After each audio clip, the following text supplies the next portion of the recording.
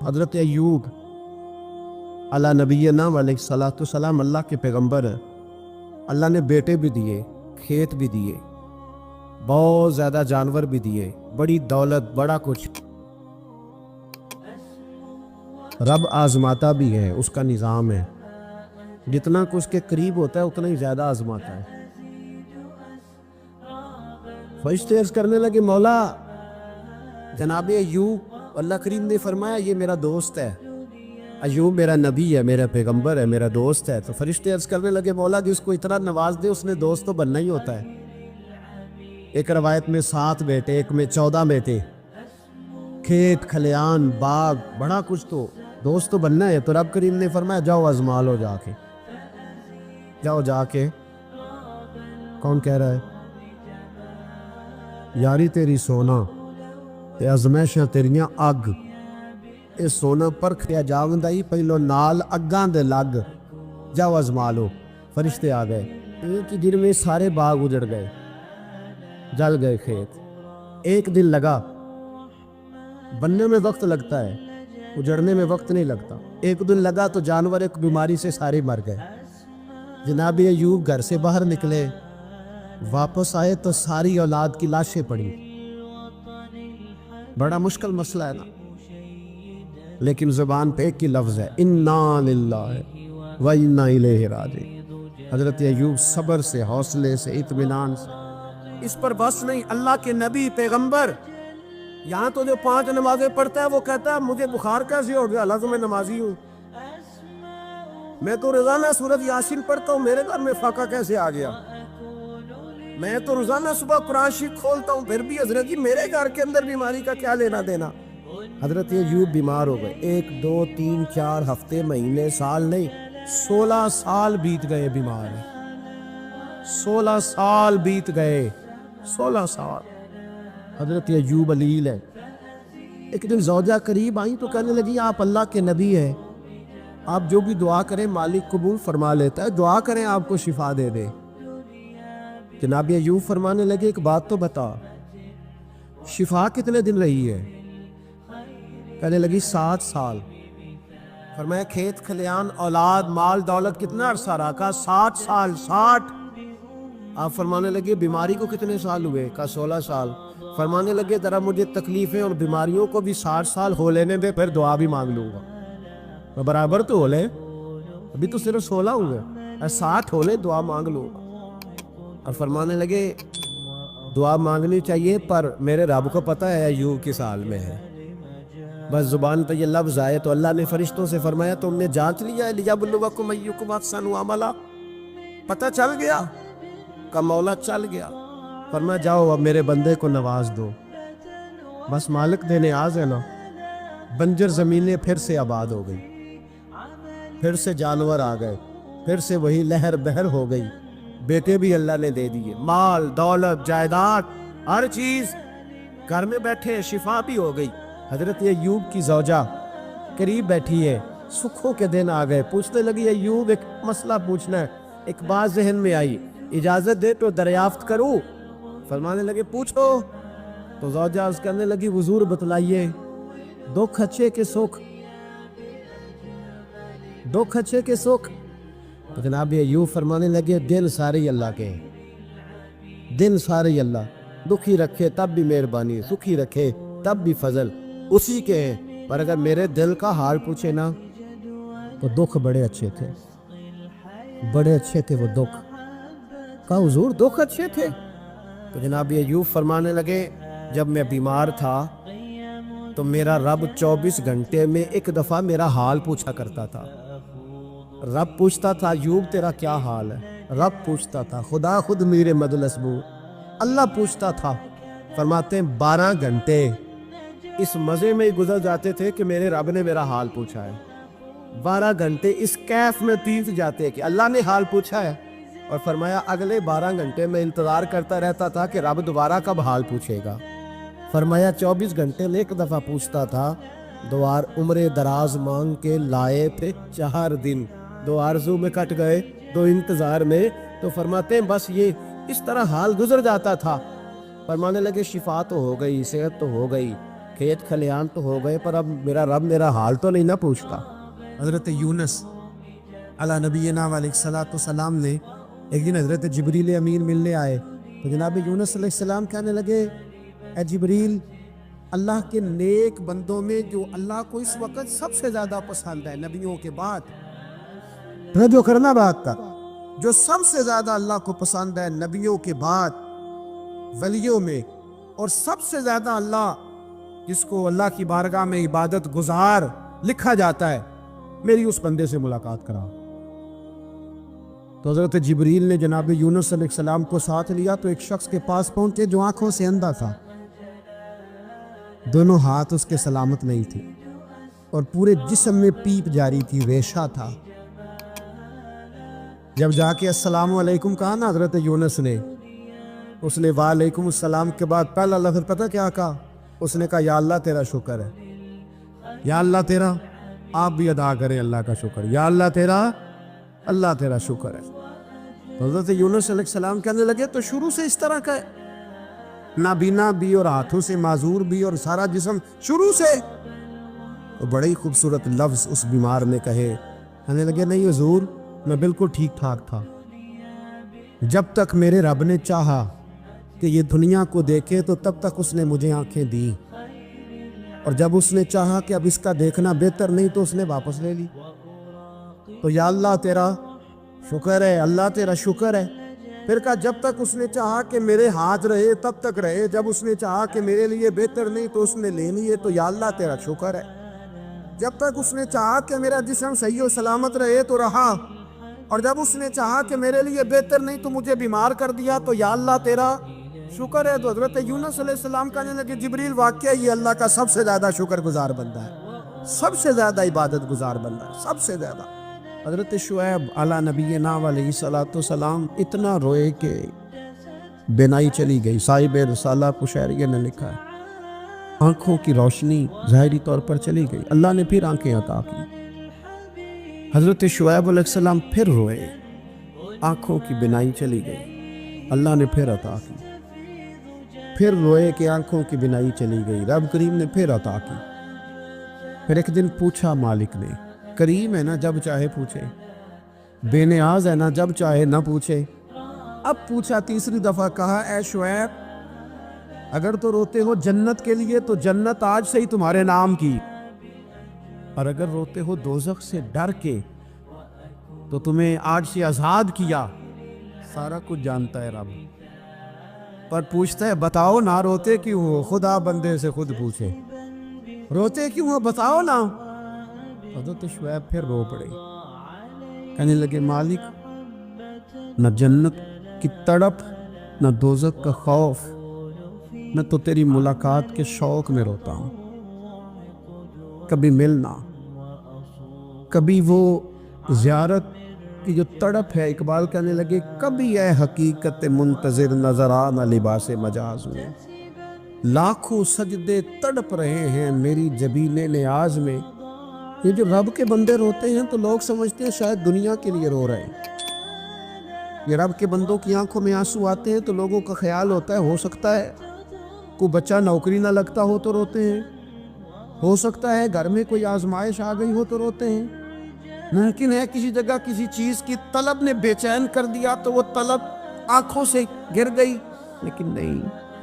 اے تن میرا کنگھی ہووے تے میں زلف سجر دی باواں، تے پوش میرے دی جتی بن جائے تے میں یار دی قدمی آواں، مارو مارو مینو مار پکاؤ کوئی عذر نہ پیش لے آواں، تے جے سونا ہی میرے دکھ وچ راضی، جے سونا ہی میرے دکھ وچ راضی، جے سونا ہی میرے دکھ وچ راضی، تے میں سکھ نو چلے ڈاواں، مالک نے بھی سال میں راضی ہے تو بس ٹھیک ہو گیا، ٹھیک ہو گیا۔ وصل اچھا ہے نہ فراق اچھا ہے، بس جس حال میں محبوب رکھے وہی حال اچھا ہے، بس جس حال میں انہوں نے رکھا بات ٹھیک ہو گئی۔ اس میں اب انسان شکوہ کرتے پھرے یہ جس طرح ہے وہ کس نے اپنے آپ کو مطمئن رکھا ہے۔ مشکل کے بعد جو آسانیات، حضرت لقمان حکیم ان کے نام پر قرآن مجید کی پوری صورت ہے۔ حضرت لقمان حکیم علیہ رحمہ آپ اپنے بیٹے کو نصیحت کر رہے تھے، کہنے لگے بیٹا کو مشکل آئے تو گھبرانا نہیں، کوئی مشکل آئے تو، آخر بیٹوں کو سمجھ آ جائے کہ مشکل آئے تو سمجھ آ رہی ہے بات کی؟ مشکل آئے تو، اور کیا خوبصورت جملے، بیٹے کو بٹھا کے کہتے ہیں بیٹا چھوٹی مشکل آئے گی تو اللہ بڑی مشکلات آسان کر دے گا. سمجھو چھوٹی مشکلات آئیں تو اللہ نے بڑی مشکلیں اس نے آسان کر دی. اور آپ کو بتاؤں اصل انسان ہوتا ہی وہ ہے جو مشکلوں میں جینے کا ڈب سیکھ جاتا ہے. وہ بن جاتا ہے جو کرب کے حالات میں جینے کا سلیقہ سیکھے. اپنے بچوں کو یہ سمجھانا ہے. حضرت لقمان بیٹے مشکل آئے تو گھبرانا نہیں، بڑی کو ٹال دیتی ہے. وہ نیکی کا اور آسانی کا پیش خیمہ ہوتی ہے. اللہ اس کے بعد آسانی سے پیار ہے. کچھ دنوں کے بعد کہنے لگے آؤ فلاں اللہ کے نبی کی ملاقات کو چلو، فلاں نبی علیہ السلام سے ملنے چلتے ہیں. اس زمانے میں جو نبی تھے ان سے ملنے چلے گئے. بیٹے کو بات کی آگ دی، گھوڑے پہ بیٹھنے. امام ابن جوزی نے اس کو لکھا ہے. گھوڑے پہ بیٹھے تھے دونوں کے پاس گھوڑے تھے. اب رستہ بہت زیادہ تھا، کھانا ساتھ لے لیا، پانی ساتھ لے لیا، رستہ لمبا تھا، صحرا کا علاقہ تھا. جب جانے لگے تو اتنی سخت گرمی ہوئی کہ گھوڑے بھی بے ہوش ہونے لگی. اچانک ایسی گرم لو چلی کہ گھوڑے بھی. اب دونوں باپ بیٹا جو تھے وہ بڑی جوش میں تھے کہ جانا ہی جانا ہے. گھوڑے سے اتر کر کے پیدل چلنے لگے. اب پیدل چلتے چلتے ذرا آگے گئے تو گرمی میں جتنا بندہ پیدل چلتا ہے اتنا پیاس بھی زیادہ لگتی ہے. تو پانی پیتے رہے، کھانا کھاتے رہے، کھانا پانی بھی ختم ہو گیا. تھوڑا آگے چلے نا، اس قدر تکلیف بڑی کہ حضرت جناب لقمان کے بیٹے کے پیر کے اندر ایک ہڈی پیوست ہو گئی. اتنی بڑی ہڈی تھی وہ اندر ہی چلی گئی. پیر خون کے فوارے گرنے لگے. بیٹا بھی ہوش. حضرت لقمان اس کے سرانے بیٹھے تو بیٹا تھا نا، آنکھوں میں آنسو آ گئے. بیٹے نے آنکھ کھولی تو کہنے لگا ابا جی آپ تو صبر کرنے والے ہیں، آپ رو رہے ہیں. اور میں بیٹے میں کیا کروں، میرے سینے میں جو دل ہے وہ ایک باپ کا دل. تو باپ جو ہوا تیری دکھ پر رونا ہے. بڑی مشکل سے دانت کے ساتھ ہڈی نکالی. ہڈی نکلی تو خون بھی چلا. صاحب زیادہ کہنے لگا حضور آپ نے تو کہا تھا ہر مشکل کے بعد آسانی ہوتی ہے، اور چھوٹی مشکل دے کے اللہ بڑی سے بچا لیتا ہے، تو ہم تو اچھے کام چلے تھے. مشکل پہ مشکل یہ کیا ہے؟ حضرت لقمان کہنے لگے بیٹا نہ تو آپ کی حکمتوں کو جانتا ہے، نہ پوری طرح میں جانتا ہوں، لیکن جو میں نے کہا تھا وہ بات سچی ہے. فَإِنَّ مَعَ الْعُسْرِ يُسْرًا إِنَّ مَعَ الْعُسْرِ يُسْرًا. اللہ ہر مشکل کے بعد آسانی عطا فرمائے گا. اور فرمایا میرا ایمان ہے کہ ضرور عطا فرمائے گا. یہ بات کہہ رہے تھے کہ سامنے سے دھواں اٹھا. اتنا سخت دھواں اٹھا کہ آپ نے سوچا شاید وہاں بادی آواز آتے. وہاں چلنے لگے تو پیچھے سے کسی نے آواز دی ٹھہر جاؤ، رک. وہی رک گئے. تھوڑی دیر گزری تو کہا رک جاؤ. جب رکے تو ایک بولنے والا بولا، کہنے لگا تمہارے لیے تھوڑی دیر کے بعد جانوروں کا بندوبست کر دیا جائے گا، کھانے کا بھی بندوبست ہو جائے گا، بچے کا پیر بھی صحیح ہو جائے گا، چلے جانا، لیکن ذرا ٹھہرو. حضرت لقمان کہنے لگے بولنے والے تو کون ہے؟ تو کہنے لگے میں اللہ کا فرشتہ ہوں. میں اللہ کا فرشتہ ہوں. کہا اللہ کے فرشتے اور یہ سارا کچھ کیا ہے؟ تو فرشتہ کہنے لگا اصل بات یہ ہے کہ صاحب نے بستی پر مجھے عذاب نازل کرنے کا حکم ملا تھا. آپ بڑی تیزی سے آ رہے تھے. میں نے رب سے دعا کی کہ اللہ اس باپ بیٹے کی غلطی کوئی نہیں، مہربانی فرما.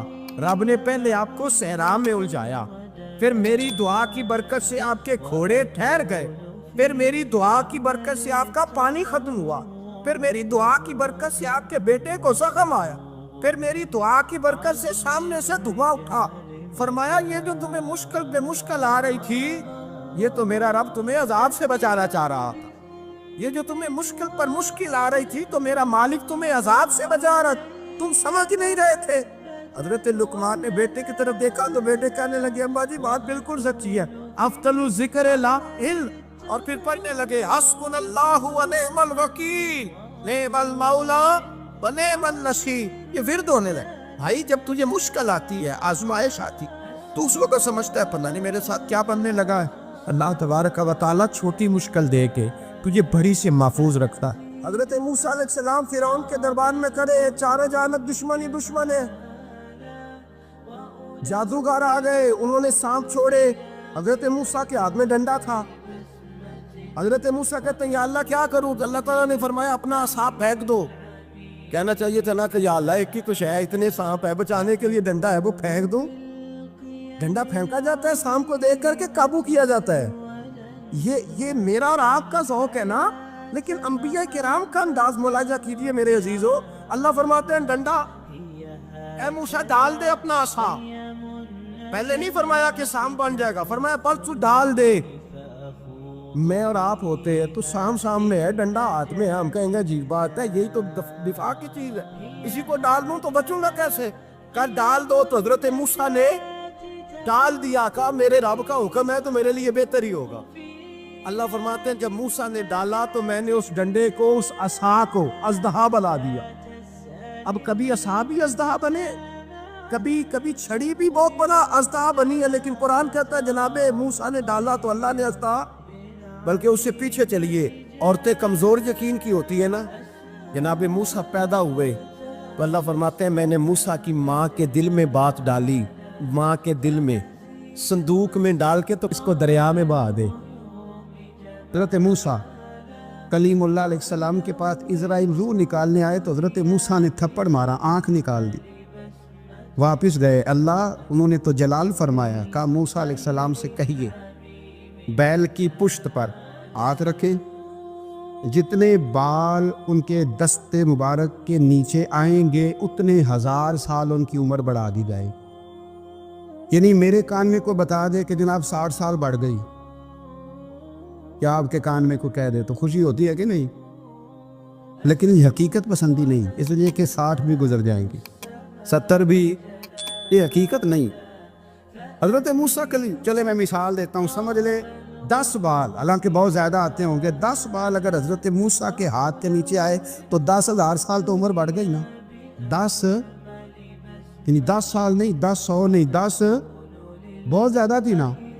تو حضرت موسیٰ کلیم اللہ علیہ السلام سے آ کے عرض کیا گیا حضور بیل کی پشت پر ہاتھ رکھیں، جتنے آپ کے ہاتھ کے نیچے بال آئیں گے اتنے 1000 سال عمر بڑھ جائے گی۔ تو حضرت موسیٰ نے حقیقت پسندی والی بات کی، فرمایا پھر کیا ہوگا؟ 10,000 سال کے بعد پھر کیا ہوگا؟ کہ حضور جانا تو پھر بھی ہے، فرمایا پھر ابھی چلتے۔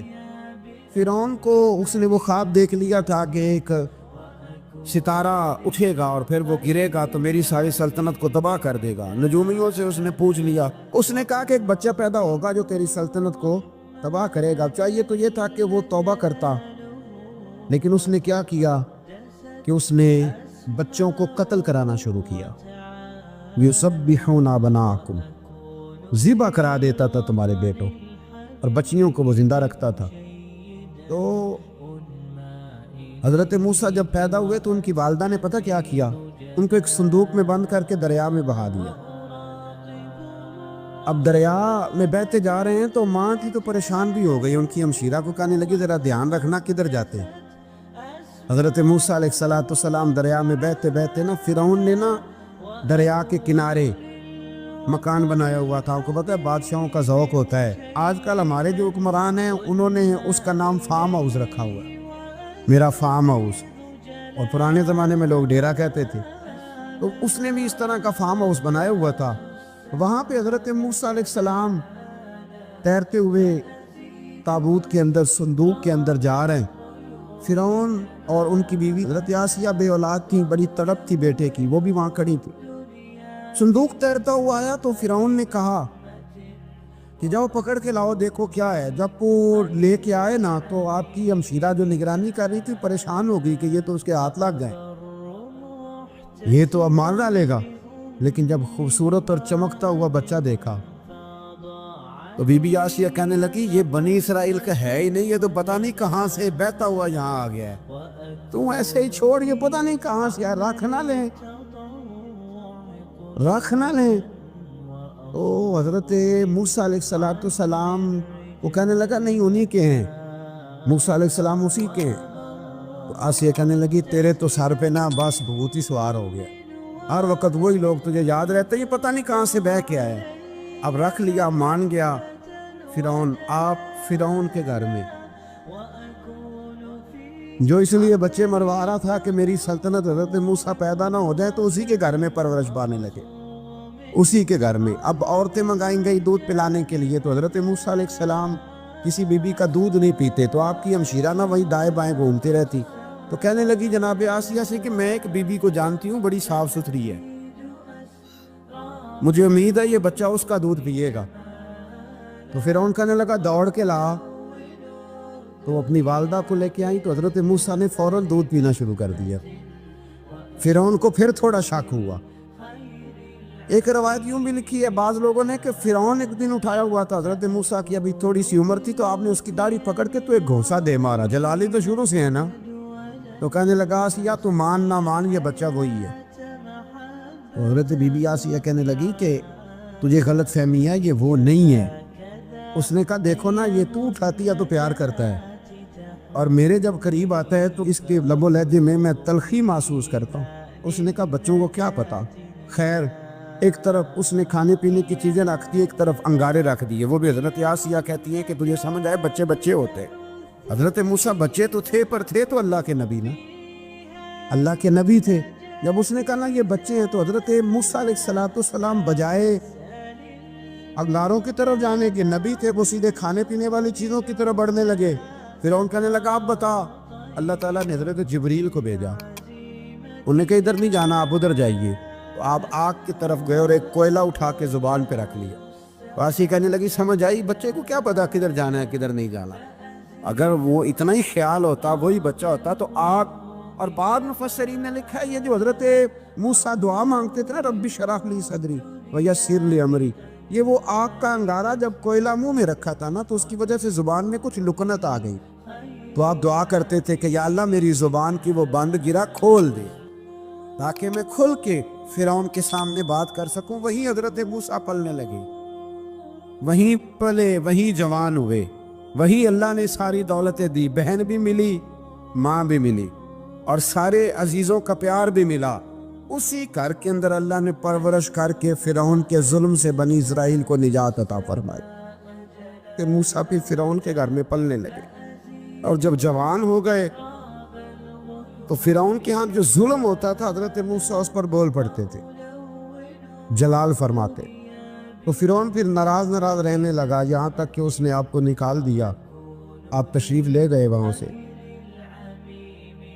تو حضرت موسیٰ ایک دن شام کے وقت دوبارہ آئے بستی میں، لوگ سوئے ہوئے تھے، تو دو آدمی، ایک بنی اسرائیل میں سے اور ایک فرعون کی اپنی قوم میں سے، وہ دونوں آپس میں جھگڑ رہے تھے، لیکن وہ جو حضرت موسیٰ کی بنی اسرائیل کی قوم کا شخص تھا اس پر وہ قبطی، وہ جو فرعون کے قریبی لوگوں میں سے تھا، وہ ظلم کر رہا تھا اور بوجھ اٹھانے کی بات کر رہا تھا۔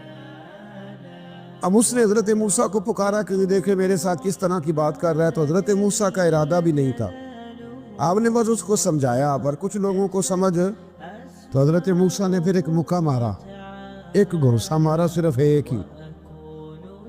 یہ کئی تگڑے اور دلیر اس طرح کے بھی ہوتے ہیں کہ گھونسا ایک بھی برداشت نہیں کرتے، وہ ایک مارا، آدمی دھڑام سے زمین پہ گرا اور ماری گیا۔ حضرت موسیٰ کا ارادہ نہیں تھا لیکن وہ مر گیا۔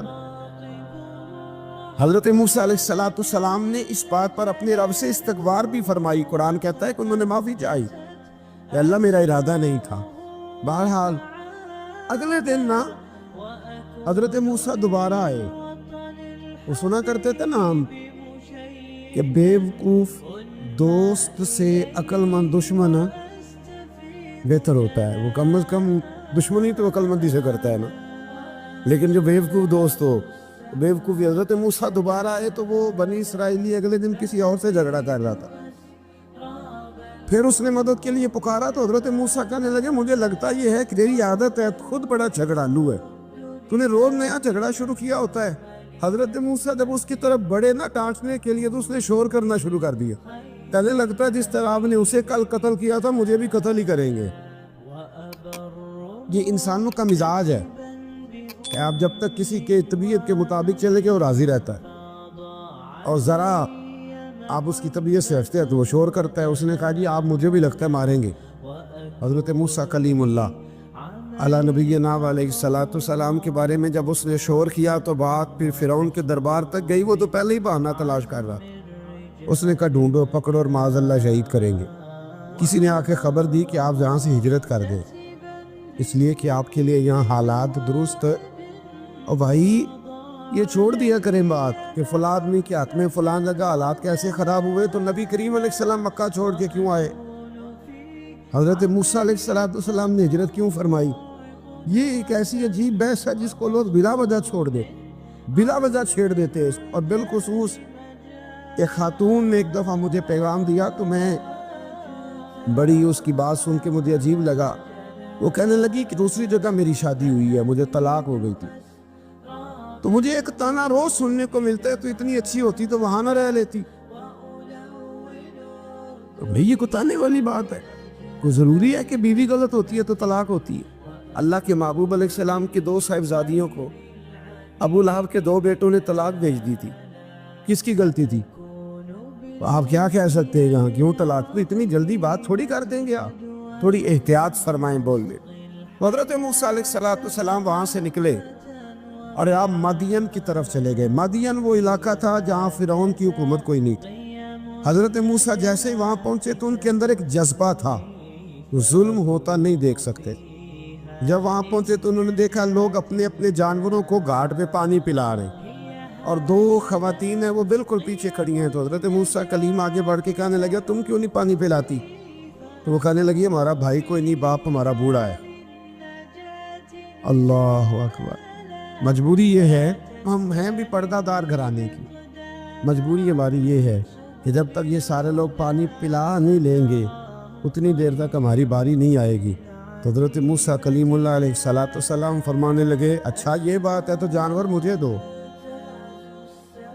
وہ ہو یہ رہا تھا کہ چونکہ مرد پانی پلا رہے تھے اور جتنے بھی مرد آتے جاتے تھے وہ گھستے جاتے تھے اور عورتیں بیچاری کھڑی تھیں. حضرت موسیٰ جھٹ سے آگے بڑھے, پیچھے ہٹو. ان 2 خواتین پاک باز عورتوں کے جانوروں کو پانی پلایا اور پھر آپ دوبارہ وہیں بیٹھ گئے. وہ بیویاں جلدی جلدی گھر گئیں, جا کے اپنے والد سے کہنے لگی ابا جی کمال ہو گیا, اس بستی میں ایک ایسا آدمی ملا ہے جو عورتوں کی طرف دیکھتا ہے تو نیکی کرنے کے لیے آگے بڑھتا ہے, جو مجبور اور بے کس کے لیے اچھے جذبات رکھتا ہے. فرمایا جلدی لاؤ. کچھ مفسرین اور طرف بھی گئے ہیں لیکن جمہور نے لکھا ہے کہ وہ حضرت شعیب علیہ السلام تھے. حضرت شعیب نے گھر بلایا, اپنی ایک بیٹی کو بھیجا, فرمایا بیٹے بلا کے لاؤ. وہ جب گھر آئے تو آپ فرمانے لگے آپ میرے ساتھ اجرت طے کر لیں, 8 سال یا 10 سال آپ میری بکریوں کو چرائیں, میرے گھر میں رہیں. اور پھر فوراً ہی فرمانے لگے اگر آپ ہمارے گھر میں رہیں گے دیکھ بھال کریں گے تو میں اپنی ایک بیٹی کا نکاح بھی آپ کے ساتھ کر دوں. تو 8 سے 10 سال حضرت موسیٰ نے وہاں قیام فرمایا. اور پھر جب آپ کا نکاح ہو گیا تو آپ اپنی بیوی کو لے کے مصر کی جانب جا رہے تھے, تو رستے میں نا ٹھنڈ زیادہ ہو گئی تو اپنی زوجہ سے کہنے لگے وہاں آگ جل رہی ہے, میں تیرے لیے آگ لے کے آتا ہوں تاکہ تو تاپ سکے, گرمی حاصل کر سکے. وہاں گئے تو درخت سے آواز آئی موسیٰ میں تیرا رب ہوں.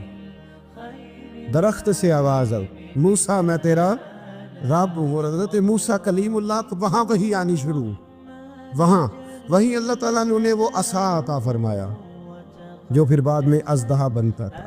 رب کریم نے وہیں حضرت موسیٰ کلیم کو وہیں ید بیضا عطا فرمایا. اپنا ہاتھ گریبان میں ڈال کے نکالتے تھے تو چاند اور سورج کی طرح روشنی دیا کرتا. ید بیضا لیے بیٹھے ہیں اپنی. میں کبھی کبھی کہا کرتا ہوں کہ مولا کے دینے کے انداز بڑے انوکھے ہیں. بھائی یوسف کو کنویں میں پھینکتے تو اللہ مصر کا حکمران بنا دیتا. تو پھر حضرت موسیٰ وہاں سے واپس آئے اور آ کر کے آپ نے دوبارہ وہ سارا نظام زندگی شروع فرمایا. موسیٰ علیہ السلام نے ان کو دعوت حق دی اور کہا کہ میں تمہارے پاس واضح نشانیاں لایا ہوں, بنی اسرائیل کو میرے ساتھ بھیج دو.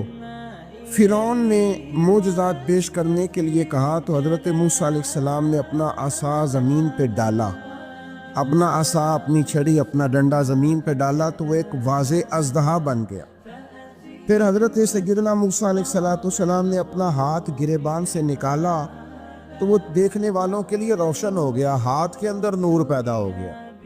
ید بیضا لیے بیٹھے ہیں اپنی آستینوں میں. فرعون کے سرداروں نے حق کو قبول کرنے کی بجائے اسے جادو قرار دے دیا اور کہا کہ یہ تمہیں اپنے ملک سے نکالنا چاہتا ہے. انہوں نے کہا اس معاملے کو ذرا ڈھیل دو اور جادوگروں کو جمع کرو. جادوگر آئے, انہوں نے فرعون سے کہا کہ ہم حضرت موسیٰ کے مقابلے میں جادو تو دکھائیں گے معاذ اللہ, لیکن اگر ہم غالب آ گئے تو پھر ہمارا انعام کیا ہوگا؟ سودا پہلے طے کر رہے ہیں, کیا انعام ملے گا؟ اس نے کہا کہ اگر تم غالب آ گئے تو میں تمہیں اپنا قریبی بنا لوں گا. بادشاہوں کا قریبی ہونا بھی تو بڑی بات ہے نا, لوگ بڑے پاپڑ بیلتے ہیں قریبی ہونے کے لیے.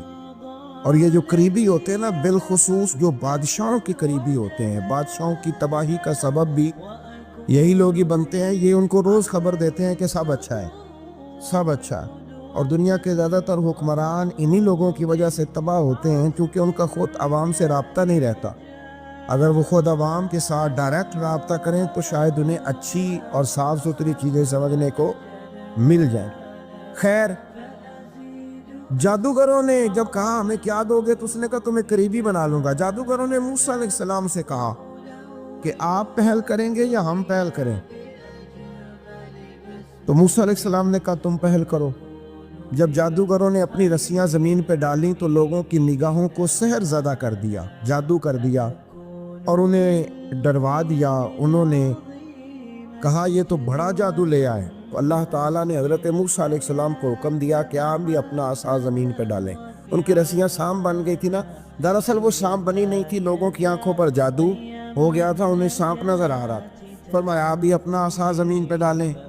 وہ عصا سانپ بنا اور جادوگروں کی ساری چیزوں کو نگل ہی گیا. ان کی بہت ساری رسیاں سانپ بنی تھی، ان کا ایک ہی عصا سانپ بنا اور سب کو نگل گیا. اس طرح کے معجزے کی حقانیت اور جادوگروں کا بطلان ثابت ہوا اور فرعونی رسوا ہو گئے. جادوگر سجدے میں گر گئے اور اللہ پر ایمان لے آئے. فرعون نے انہیں دھمکی دی کہ تم میری اجازت کے بغیر ایمان لے آئے ہو، میں تمہارے ہاتھ اور پاؤں مخالف سمت سے کاٹ دوں گا. یعنی الٹا ہاتھ کاٹ دوں گا، سیدھا پیر کاٹ دوں گا. میری بغیر اجازت ایمان لے آئے ہو اور تمہیں سولی پہ بھی چڑھوا دوں گا. انہوں نے کہا کہ ایمان لانے کی پاداش میں تم ہمیں سزا دینا چاہتے ہو. پھر انہوں نے اللہ تعالیٰ سے صبر اور استقامت کی دعا کی. اس کے بعد فرعون نے بنی اسرائیل کے بیٹوں کو قتل کرنے کی اور بیٹیوں کو زندہ چھوڑنے کا حکم دے دیا. موسیٰ علیہ السلام نے قوم کو صبر کی تلقین کی اور کہا کہ نیک انجام اہل تقویٰ کے لیے. یہاں ایک لطیف بات ہمارے صوفیاء نے بھی لکھی ہے. صوفیاء کہتے ہیں کہ فرعون نے کلمہ نہیں پڑھا اور جادوگر کلمہ پڑھ گئے. وہ کس طرح کلمہ پڑھ گئے؟ تو کہنے لگے دراصل انہوں نے آتے ہی حضرت موسیٰ کا ادب بڑا کیا تھا. جادوگر حضرت موسیٰ کے مقابلے میں آ کے بھی ان سے کہتے ہیں کہ رسیاں آپ پہلے ڈالیں گے کہ ہم ڈالیں؟ آپ اصحاب پہلے رکھیں گے کہ ہم رکھیں؟ تو اتنا سا ادب کیا تو رب کریم نے فرمایا جو نبی کا ادب کرے وہ بے ایمان نہیں رہ سکتا. جو نبی کا ادب کرے وہ بے ایمان نہیں رہ سکتا، اور جو نبی کی بے ادبی کرے وہ ایماندار نہیں رہ سکتا. ختم ہو گئی بات. یہاں ہمارے صوفیاء نے یہ بات لکھی ہے کہ چونکہ انہوں نے آتے ہی کہا تھا کہ آپ پہلے ڈالیں گے یا ہم پہلے ڈالیں، تو حضرت موسیٰ سے انہوں نے پوچھ لیا. نبی کے پوچھے بغیر پہل لکھی تو اللہ نے انہیں ایمان کی دولت عطا کر. اللہ تعالیٰ نے فرعونیوں پر قحط سالی کا عذاب نازل کیا. فرعونیوں کا طریقہ یہ تھا کہ اچھائی کو اپنا کمال گردانتے تھے، کہتے تھے یہ ہماری طرف سے، اور برائی کو معاذ اللہ بدشگونی کے طور پر موسیٰ علیہ السلام کی طرف منسوب کرتے تھے. کہتے تھے معاذ اللہ آپ کی وجہ سے یہ سارا کچھ ہو رہا ہے. ہوتے نا نہیں کہتے ہیں جب سے میں وہاں گیا ہوں تب سے. ہمارے بزرگ ایک لطیفہ بھی سنایا کرتے تھے کہ کسی زمیندار نے نماز پڑھنی شروع کی تھی تو اس کے جانور مرنے شروع ہو گئے. اب لوگ سمجھتے ہیں کہ معاذ اللہ شاید یہ کسی بزرگ کے سبب سے ایسا ہے، حالانکہ یہ تو اللہ کی طرف سے آزمائش ہوتی ہے، اس کی حکمتیں ہوتی. اللہ تبارک و تعالیٰ نے ان پر عذاب کیا نازل کیا. آیت نمبر 130 اور 143 کا بھی آپ سورہ اعراف کی پڑھیں. اللہ تعالیٰ نے ان پر ٹڈیوں کا، چوہوں کا، مینڈکوں کا اور خون کا عذاب نازل کیا. یہ کس قسم کا عذاب ہے؟ جمعے پڑ گئے، ٹڈیاں آ گئیں، یہ اللہ نے عذاب نازل کیا. سورہ یوسف کا ذکر فرمایا ہے اور ارشاد فرمایا جا رہا ہے کہ الف لام را یہ حروف مقطعات ہیں. فرمایا تلک آیات الکتاب المبین، یہ آیتیں ہیں کھلی ہوئی روشن کتاب کی. فرمایا انا انزلناہ قرآنا عربیا لعلکم تعقلون، بے شک ہم نے قرآن کو عربی میں اتارا ہے تاکہ آپ لوگ اسے خوب سمجھ لیں. ارشاد فرمایا جا رہا ہے نحن نقص علیک احسن القصص، ہم بیان کرتے ہیں آپ سے ایک بڑا ہی پیارا قصہ. احسن القصص، قصوں میں سے ایک بڑا پیارا قصہ. بما اوحینا، تاکہ ہم اس قرآن کے ذریعے جو ہم نے آپ کی طرف نازل کیا ہے، ہم ایک پیارا قصہ آپ سے بیان کرتے ہیں وَإِن كُنتَ مِن قَبْلِهِ لَمِنَ الْغَافِلِينَ، اگرچہ اس سے پہلے آپ اس کی خبر رکھنے والوں میں سے نہ تھے۔ قصہ کیا ہے؟ قصہ یہاں سے شروع ہوتا ہے، اِذْ قَالَ يُوسُفُ لِأَبِيهِ، جب کہا حضرت یوسف علیہ السلام نے اپنے باپ سے، کیا کہا یا ابدی، اے میرے باپ، انی رأیت احد عشر کوکبا، بے شک میں نے خواب میں دیکھے ہیں 11 ستارے، والشمس اور سورج، والقمر اور چاند، رأیتہم لی ساجدین، کہ وہ مجھے سجدہ کر رہے تھے۔ یہ خواب دیکھا حضرت ابراہیم علیہ السلام کے بیٹے حضرت اسحاق علیہ السلام، اور حضرت اسحاق علیہ السلام کے صاحبزادے حضرت یعقوب علیہ السلام۔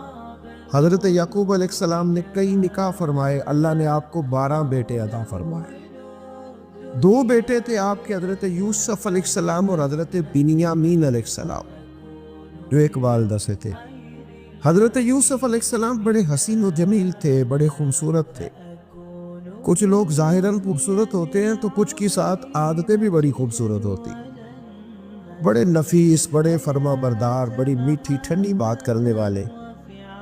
ہوتا یہ ہے کہ جب کہ بچہ پیارا بھی ہو اور عادتیں بھی اچھی ہوں تو ماں باپ کی آنکھوں کا تارا بن جاتا ہے، باقی محنت کرنے کی بجائے شکوہ کرنا شروع کر دیتے۔ تو حضرت یوسف علیہ السلام کے والد حضرت یعقوب علیہ السلام اپنے بیٹے سے بڑا پیار کرتے تھے۔ اور آج اس واقعے میں آپ کو یہ بھی سمجھ آئے گی کہ ساری زندگی لوگوں نے ماں بیٹے کا پیار بیان کیا ہے، یہ وہ واقعہ ہے جس نے باپ بیٹے کا پیار بیان کیا اور انوکھے انداز میں بیان کیا۔ یعنی باپ اور بیٹے کے پیار کا بھی کوئی شخص کسی جگہ تصور کر سکتا، اسے ماپا اور دولا جا سکتا نہیں ہے۔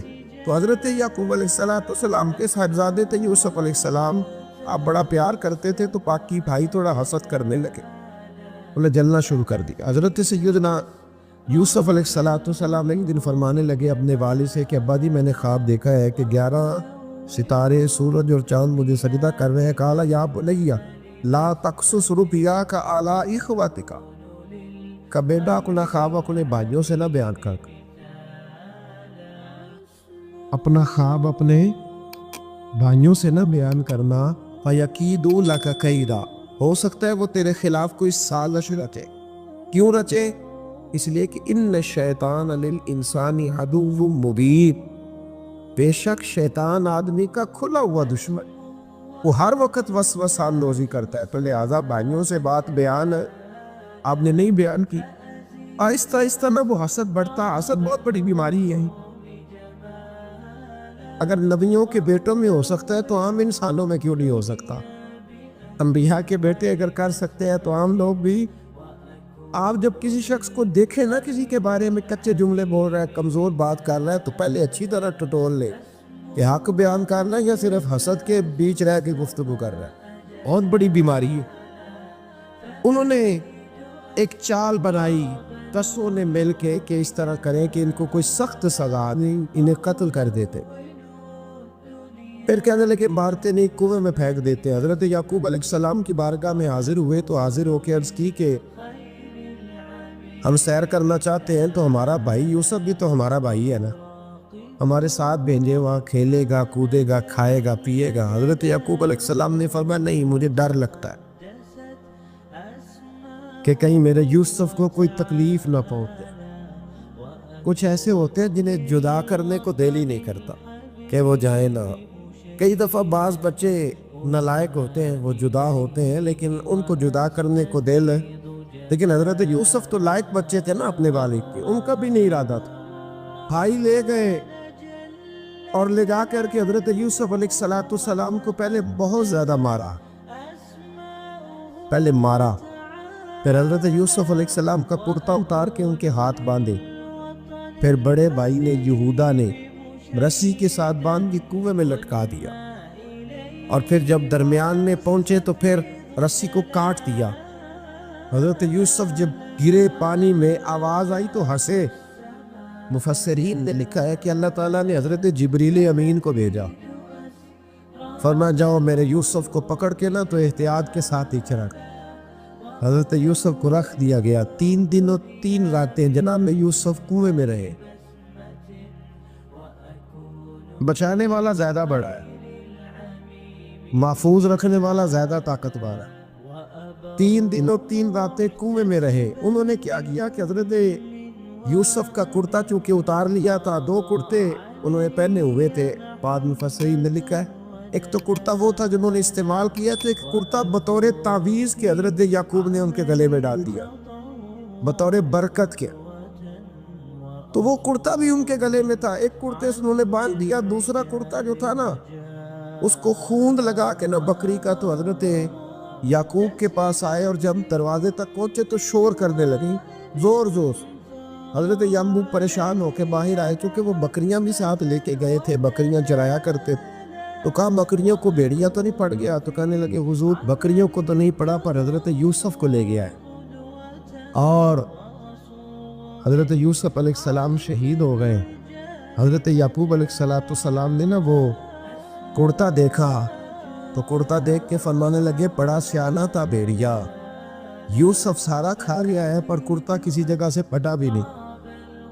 اس کا مطلب ہے کہ حضرت یعقوب کو سمجھ آ گئی کہ میرے یوسف کو بھیڑیے نے کھایا نہیں ہے، یہ قرآن مجید ہے۔ فرمایا بڑا سمجھدار تھا بھائی، کرتا پھٹا بھی نہیں اور یوسف وہ سارا کھا گیا۔ اب یہ روز وہاں بکریاں چرانے جاتے تھے، یا جناب یعقوب تو رونے لگے تو بھائی روز جاتے تھے، جھانک جھانک کے دیکھتے کہ یوسف ہے کہ نہیں۔ تیسرے دن ایک قافلہ وہاں سے گزرا جو مصر جا رہا تھا، انہوں نے پانی نکالنے کے لیے جب ڈول لٹکایا تو حضرت یوسف نے پکڑ لیا۔